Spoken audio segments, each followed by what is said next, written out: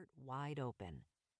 I tried it this way and went down an empowered and individualized pathway, curated by Kass, but created by me, and found myself making lists of new-to-me scholars in the field, creatively responding to her work-alongs, like vision boarding, doing mini inquiries into folk schools, interrogating both my individual and our community goals. Do they really bend toward belonging and justice?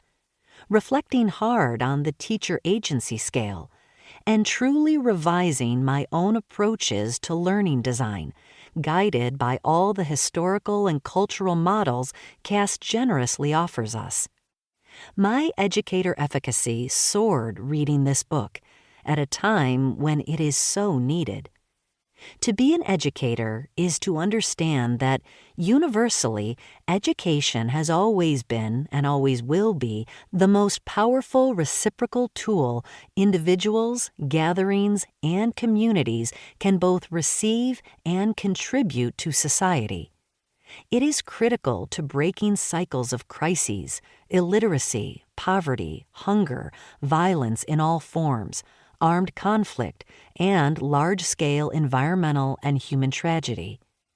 It is both the foundation and pillar of human sustainability. Educators also painfully understand that level of progress is not universally welcomed. I've had the good fortune of being in a community with educators around the country and around the world. This positionality only raises my awareness of patterns of systemic inequities that play out on the backs of kids and caregivers everywhere. With this lens, I am certain Teaching Fiercely is a book that can be used around the world, because personhood and joy are carefully held at the center. I applaud Kass Minor for modeling the level of learning in public we all must do in our collective commitment to disrupting these cycles on our pathway to justice. Welcome to the world, Teaching Fiercely. We are better with you here. Sarah K. Ahmed, educator and author of Being the Change, Lessons and Strategies to Teach Social Comprehension. Introduction. Early 2000s. When I began teaching in the early 2000s, social justice, equity, A-Bar, and CRSE were not buzzwords floating around in public rhetoric, and most certainly were not featured on television or other media channels. Conversations about the science of reading had not yet hit public airwaves. The heat behind schools' choices for literacy curriculum took place mostly within academic circles working at universities, not so much between those who worked at schools with children. If you saw something on TV about reading or about how children should act, at least in my fledgling teacher world, you were most likely catching a rerun of LeVar Burton's Reading Rainbow, or maybe listening to Prince Tuesday from Mr. Rogers' Neighborhood say a thing or two about how children should behave.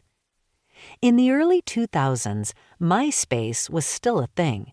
Facebook had just opened up to the community at large, and Twitter and Instagram didn't yet exist. In short, spreading information about what was really going on in schools, i.e., what kids were experiencing, how teachers were teaching, what parents and caregivers were saying, was much harder to access. As classroom teachers who remembered the strange undercurrent of both fear and jubilation during Y2K, my colleagues and I were teaching our hearts out, and honestly, there weren't a lot of people around us who had boo to say about it, let alone comment on what books were in our classroom libraries.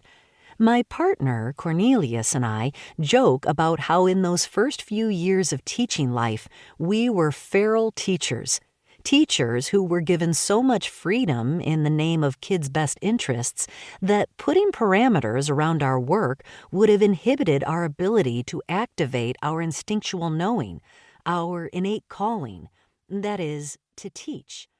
I'm talking about the